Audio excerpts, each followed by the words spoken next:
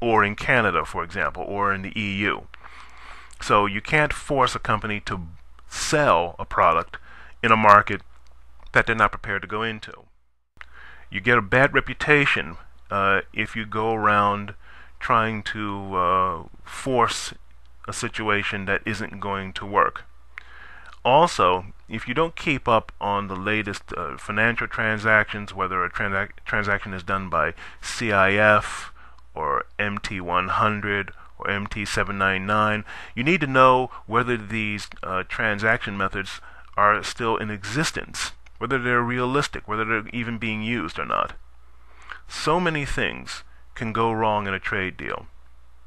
Also, the internet is full of notions that you can do an enormous deal on commodities that are all tied up by international traders. Take D2, for example. As far as I know, only the Russians are selling D2.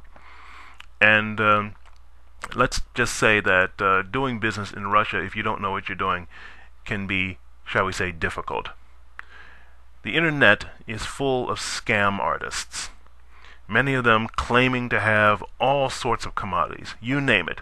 D2. Multiple metric tons of gold. Multiple metric tons of Bonnie-like crude and other commodities. They'll swear up and down that they can get you anything you want. It's not true. Major oil commodities are snapped up almost before they come out of the ground.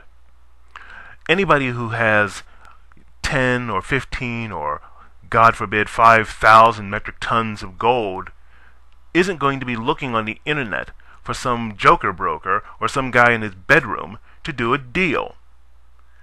So you need to realize that this internet ghetto, where there are no deals to be found, is a death trap for anybody who is serious about working from home.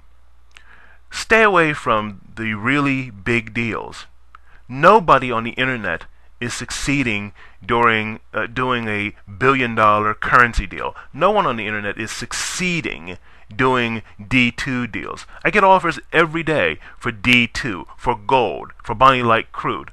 Some of these offers to do business are genuine, but maybe in some cases the would-be middleman doesn't know the ropes. They don't have a solid seller or they don't have a solid buyer.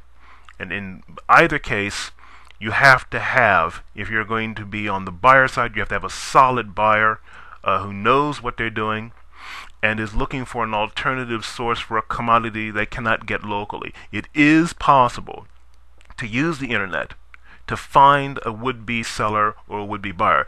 All the internet is a medium of exchange, a communications medium and a resource sharing medium.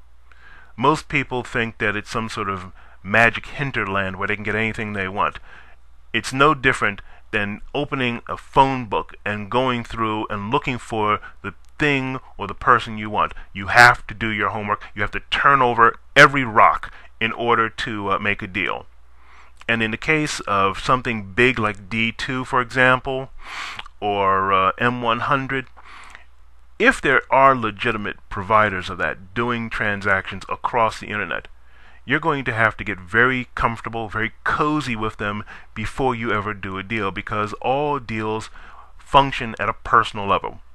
If the person buying or selling doesn't like you personally, doesn't have some sort of sense that they can trust you, you're not going to get a deal done.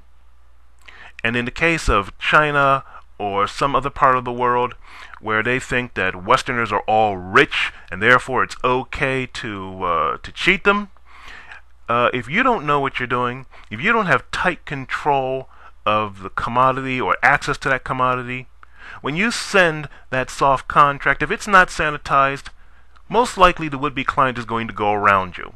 And you're going to get cut out of the deal, and you're going to have nothing. So don't go into this internet ghetto where you think that everything is just hunky-dory, and all you have to do is push a few buttons and lie back and cruise and wait for the deals to come in. It does not work that way. In my next video, I'll talk a little more about this. Let me hear from you. Give me your feedback. Look forward to talking to you. Thanks for watching this video. See you next time. Take care.